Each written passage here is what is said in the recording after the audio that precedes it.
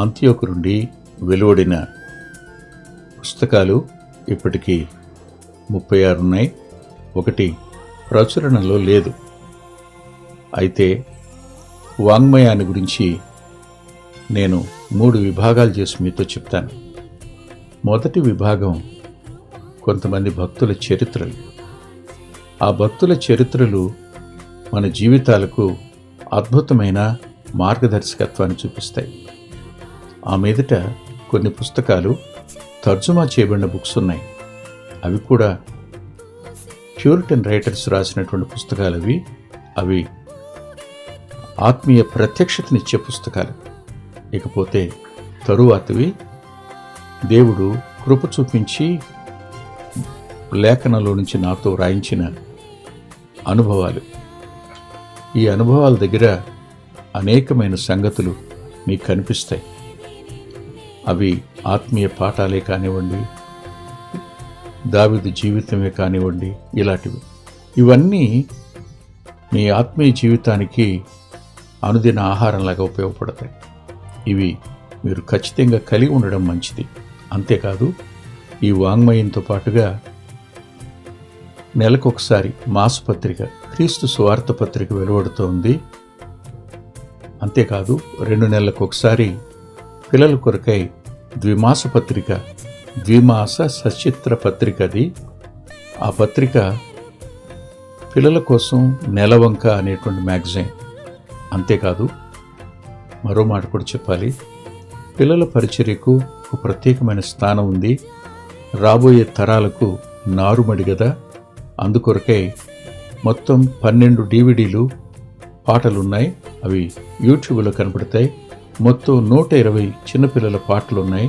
అంత మాత్రమే కాదు, ఎలీషా పాఠశాల తెలుగు VBS అనేటువంటి మకుటంలో 3 సంవత్సరాలకు అవసరమైన 18 టెక్స్ట్ బుక్లు, 18 వర్క్ బుక్లు కూడా ఉన్నాయి. వీటిని మీరు మీ సహవాసాలు తీసుకుని మేలు పొందాలని హృదయపూర్వకంగా కోరుతున్నాను. కృపాంజలి కార్యక్రమానికి ప్రేమతో నేను ఆహ్వానిస్తున్నాను. ఈ కార్యక్రమంలో మనం జీవిత పాఠశాల అనే అంశంలో యోసేపు భక్తుని యొక్క జీవితాన్ని మనం అధ్యయనం చేస్తున్నాం. లేఖనం ఎంత స్పష్టంగా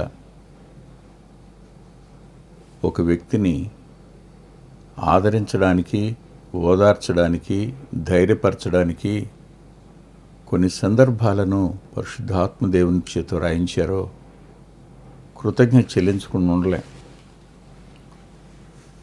ఇది నాన్న నిజమైన విశ్వాసి కుటుంబానికి శ్రమ, బాధ, ఇబ్బంది, అవమానం, దుఃఖం కలుగుతూనే ఉన్నాయి. ఇవి లేని వారు ఎవరు కనిపించటం లేదు. వారి అంతరంగాలు శరీరానుసారుల మాటల వల్ల కృంగిపోవడం, వారు అవమాన భారం చేత మానసికంగా తలెత్తుకోలేని పరిస్థితి రావడం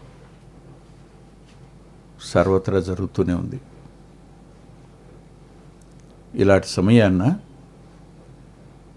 వాక్యం ఎడారిలో ఒక సెలయేరు దొరికినట్టు, ఎడారిలో ఒక ఒయాసిస్సు, దాని ప్రక్కనే ఉన్న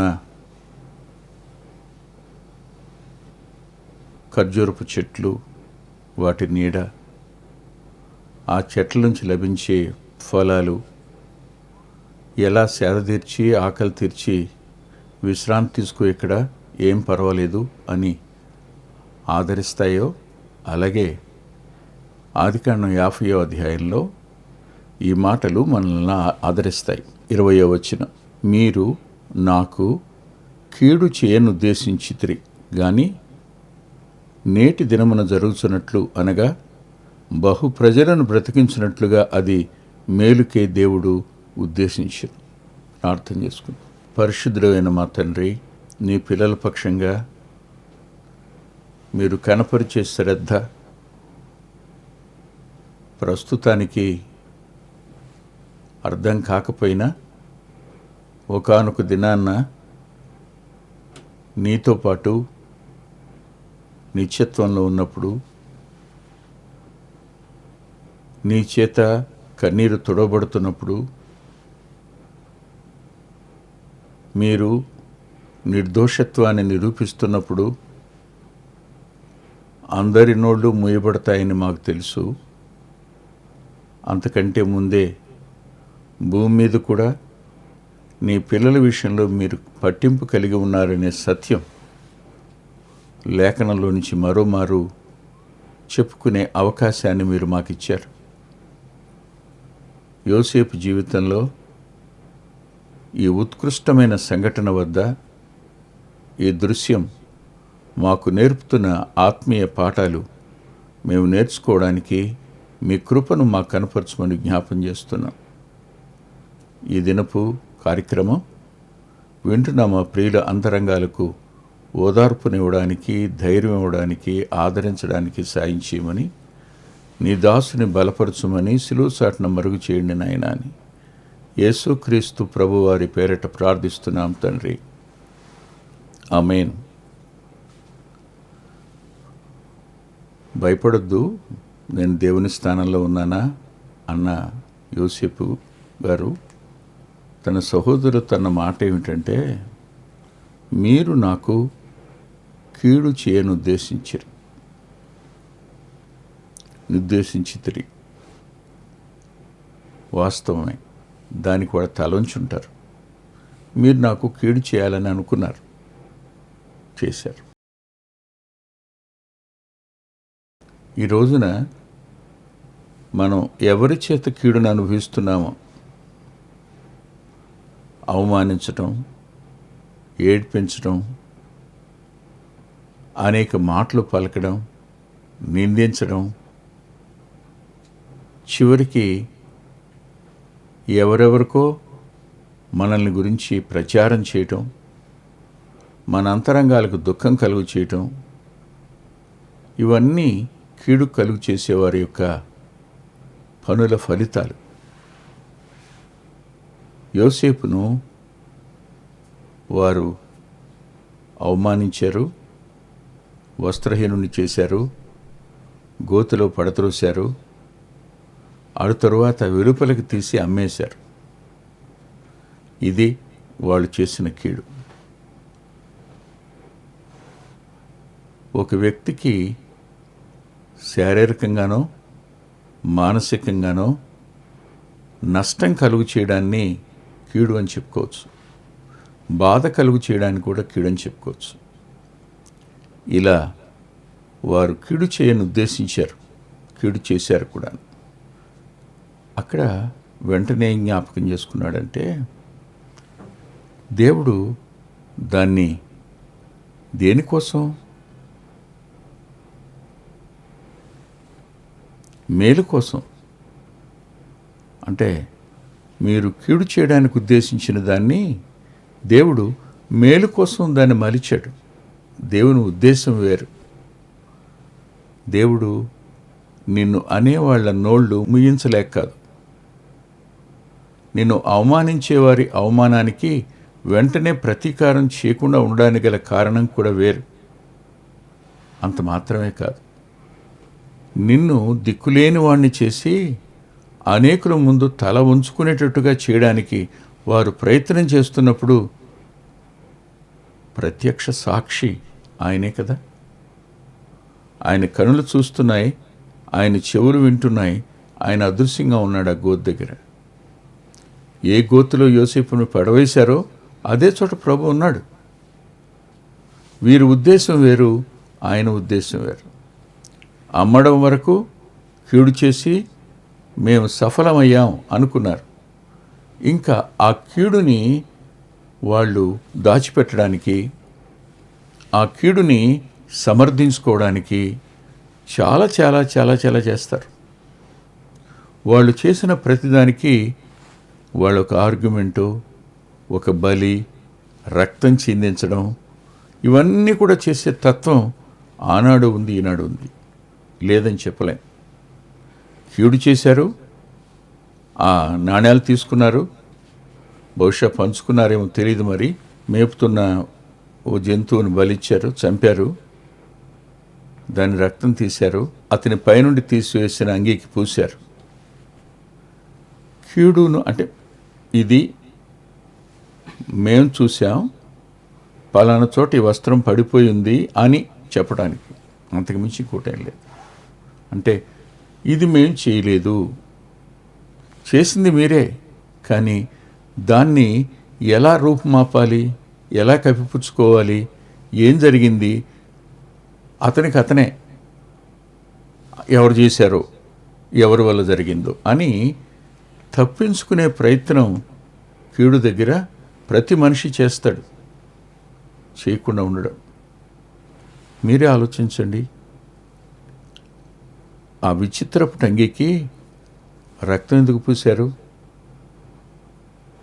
ఆ అంగీని చూసిన తర్వాత అయ్యో దుష్టమృగం చీల్చివేసింది అని యాకోబు ఎందుకన్నాడు? నా మనసుకు ఇలా అనిపిస్తుంటుంది. అంటే ఆ అంగీని కూడా చించారేమో, చీల్చారేమో.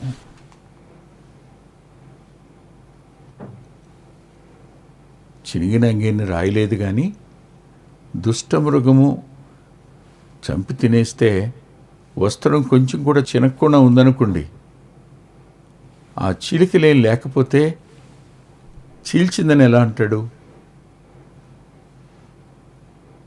తప్పును కప్పిపుచ్చుకోవడానికి చాలామంది ప్రయత్నం చేస్తారు.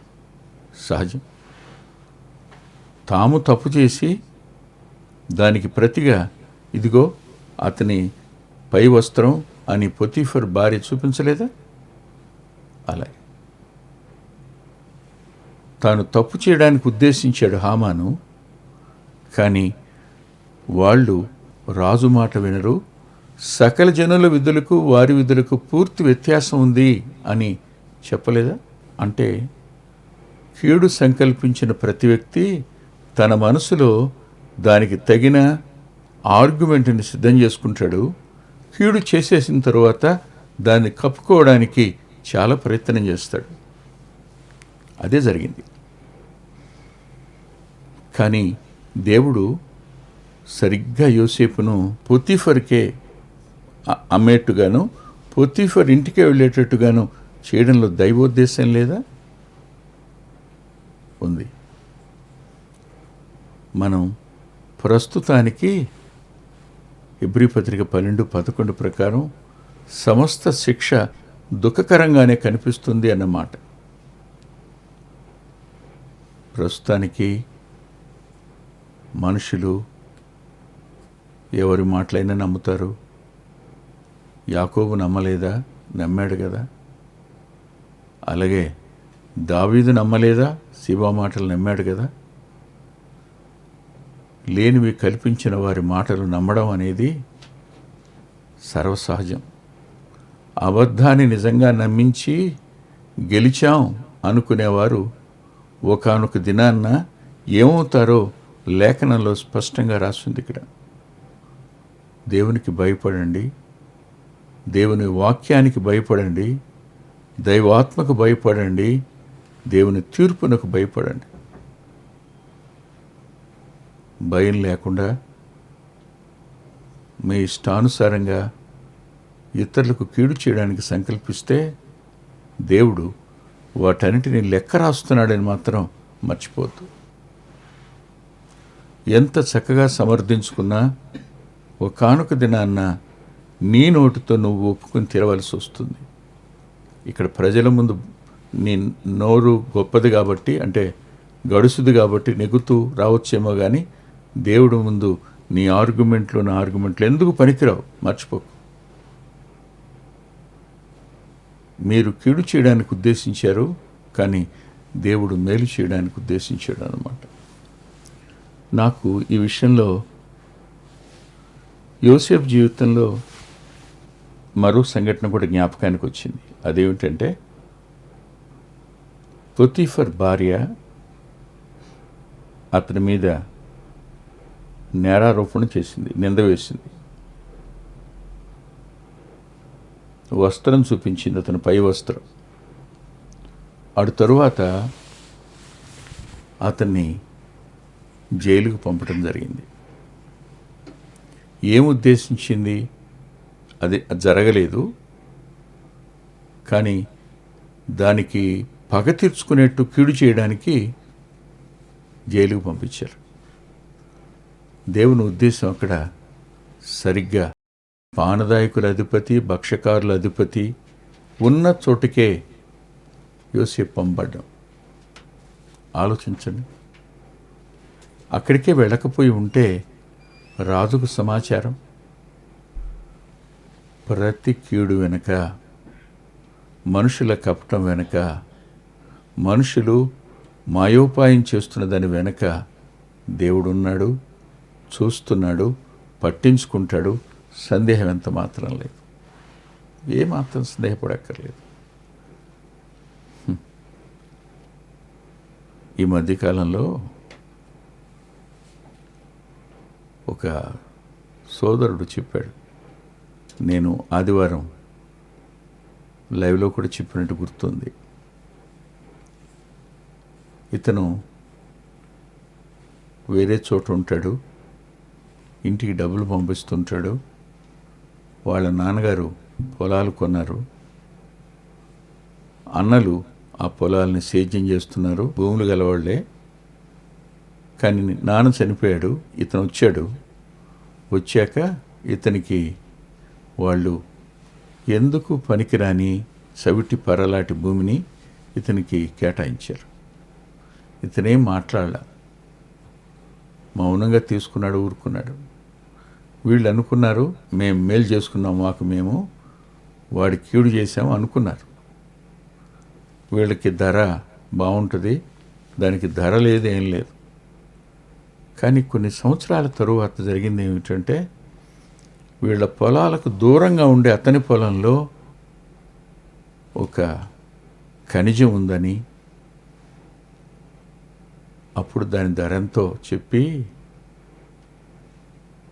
అతను ఇలా అన్నాడు, వారు నాకు కీడు చేసినా కీడు కూడా దేవుడు మేలుగా చేశాడని. భౌతిక సంబంధమైన విషయాలు మాత్రమే కాదు, ఆత్మ సంబంధమైన విషయాలు కూడా. ఇంతకాలం అన్యాయాన్ని సహించటం, దుఃఖాన్ని సహించటం, అవమానాన్ని సహించటం, నిందను సహించటం చేతగానితనంగా కనిపించవచ్చు. కానీ క్రీస్తు ప్రభు రూపంలోనికి, ఆయన దీర్ఘశాంతంలోనికి, ఆయన సాత్వికంలోనికి, ఆయన ప్రేమలోనికి నువ్వు రూపాంతరం చెందడం కోసమే దేవుడు ఇలాంటి వాటిని అనుమతిస్తాడు అనే సత్యాన్ని మర్చిపోవద్దు. నాకైతే యోసేపు విషయంలో గతంలో చెప్పినట్టు గుర్తుంది. అదేమిటంటే, దేవుడు ఎందుకు ఇన్ని అనుభవాలు గుండా తీసుకుని వెళ్ళాడు? రేపటి దినం ఐగుప్తును పరిపాలించాలి. ఎలాంటి వారిని చూస్తాడు? కుటుంబంలో అన్నల్లాంటి వాడని. పొతీఫర్ ఇంటిలో అతని భార్య లాంటివాడు, చెరసాలలో మర్చిపోయే భక్షకారుల అధిపతి లాంటివారు. వీరందరినీ చూస్తాడు.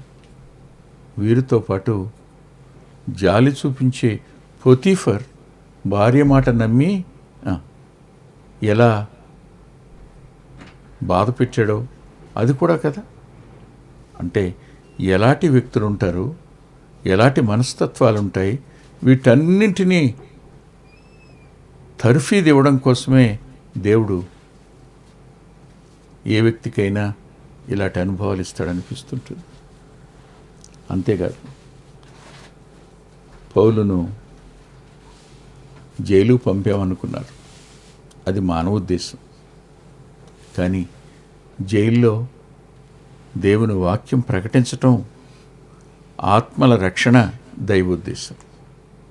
ఎవరైనా ఆలోచించారా? లేదు కదా.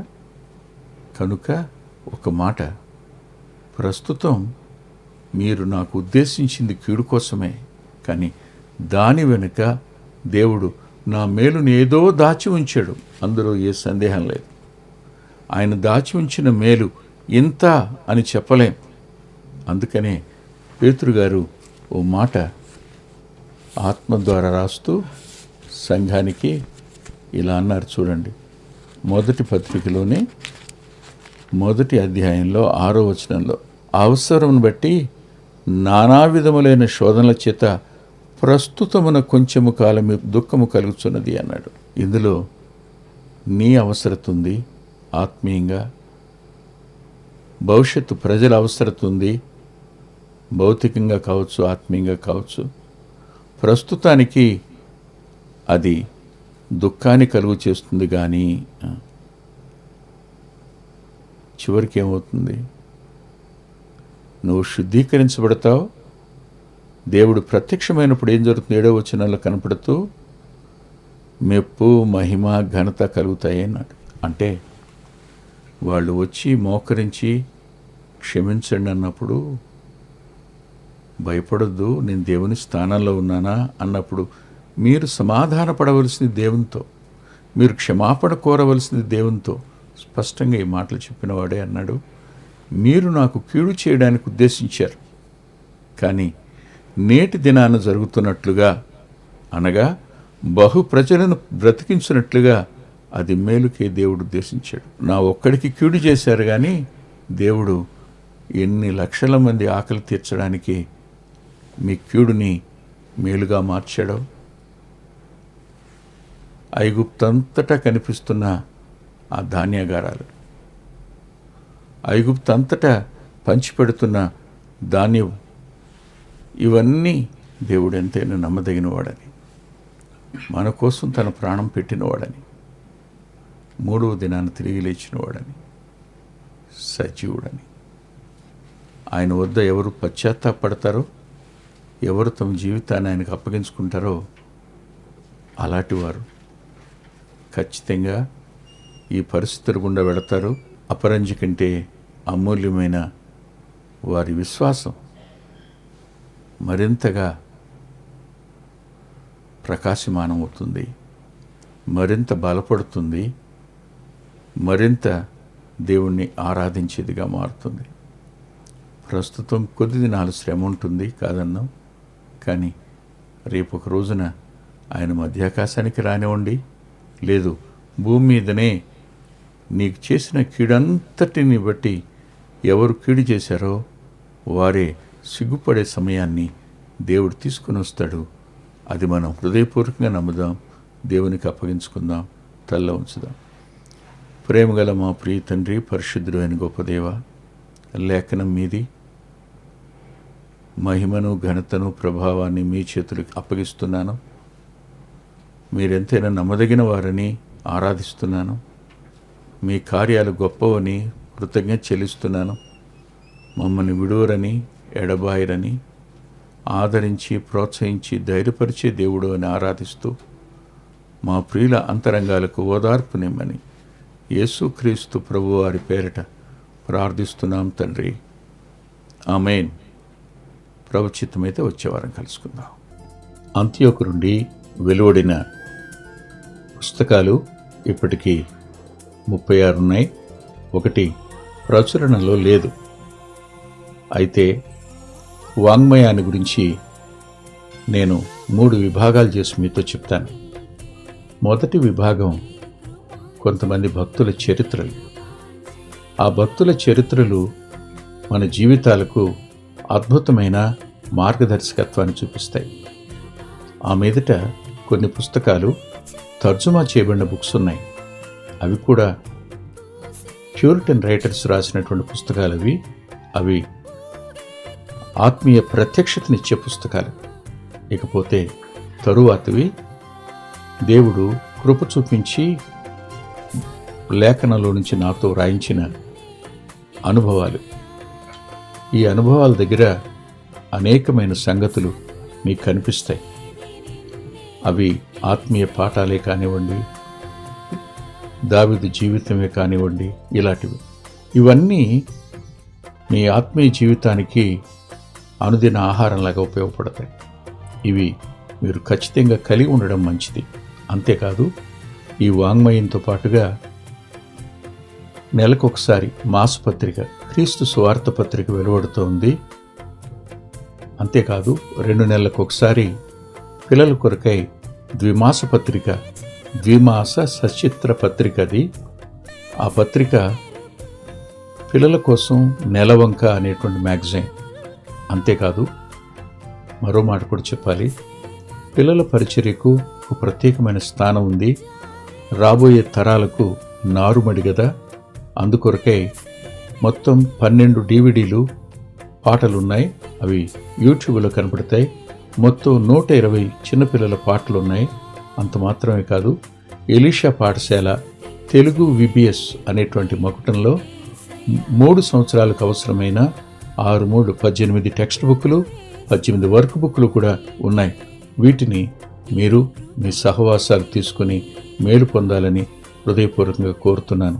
మా చిరునామా కృపాంజలి, బ్రదర్ పిల్లా వెంకటరత్నం, రామచంద్రపురం రోడ్, గుడివాడ, కృష్ణా జిల్లా, ఆంధ్రప్రదేశ్.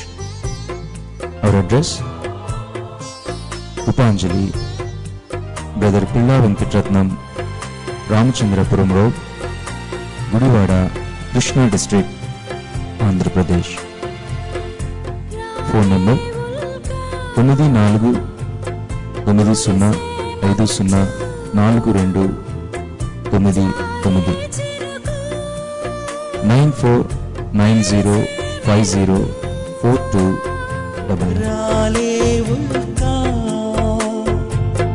కురిసే మంచు